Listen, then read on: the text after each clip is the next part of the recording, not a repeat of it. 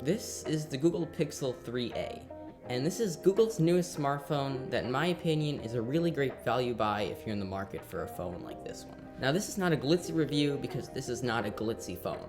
This phone does what you want, it has what you need, and overall it's just a solid package. So let's first talk about the design. And the design of the Pixel 3a very closely resembles its bigger brother, the Pixel 3.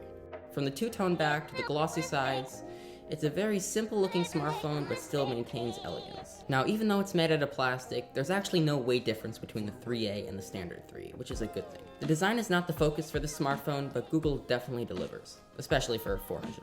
Now what Google also delivers on is the fingerprint reader on the back. And this is lightning fast. I've always loved the placement of the fingerprint sensor on Pixel phones, and this year is no exception. It's right where your finger rests, and it's very comfortable and natural to use. Google, I hope you keep the fingerprint reader on the back of the Pixel 4, even though that's probably not going to happen. Now, kind of in relation to the fingerprint sensor, it's the buttons on the sides of this phone, and I really like them. They're very clicky. They're very satisfying and tactile, and I do like that the volume rocker is on the same side as the power button. That's very subjective though. Now this phone has a USB-C connector as well as a headphone jack, and this is very good for 2019. USB-C of course is the new standard, so there's nothing really to talk about there, but the headphone jack is something I use a lot. So for me personally, I like having it. Now what I also liked having on the Pixel 2 XL were two front-facing speakers. And this phone only has one. Sound is very good, the speakers do get decently loud, but I do wish that they put that speaker on the front.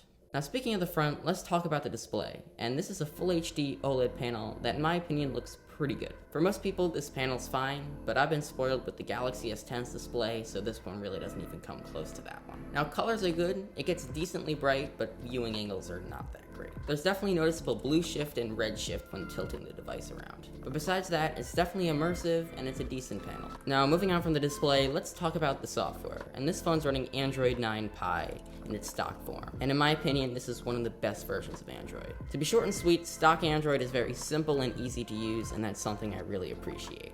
I really like the notification tray and the big bold icons, but what I don't really like is the pill-shaped navigation bar thing. For instance, to go to a different app, you have to kind of hold down and slide the pill. To go to your app drawer, you have to swipe up 2 times, and to just scroll through all your opened apps, you have to swipe up once. Now let's talk about the most important and pivotal part about this phone, and that's the camera. So this is the same exact camera found on the Pixel 3 and the Pixel 3 XL. It's really stunning. This phone is just a master when it comes to computational photography. It's really fantastic. It's so easy to snap photos on this phone. You always pretty much get a well-exposed, great-looking image. I'll just let the pictures speak for themselves because it's really a fantastic camera. Now, this phone does not have the Pixel Visual Core, and instead it's powered by the Snapdragon 670 processor.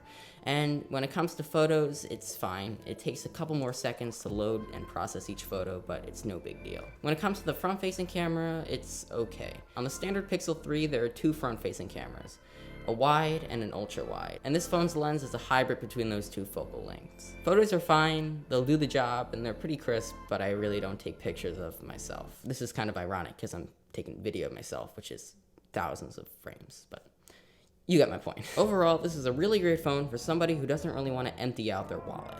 But if you do have the extra money for a better device, definitely take that one. This phone definitely gets by, but it's nothing too special. If you don't have as much money to spend, and you don't want something as crazy as something like a Galaxy S10, this is definitely the phone to buy. But if you even have the extra couple $100, I definitely recommend the OnePlus 7 Pro. But overall, this is a really solid phone at a good price with all the features you need. Thanks for watching, I'll catch you guys in the next one. Bye.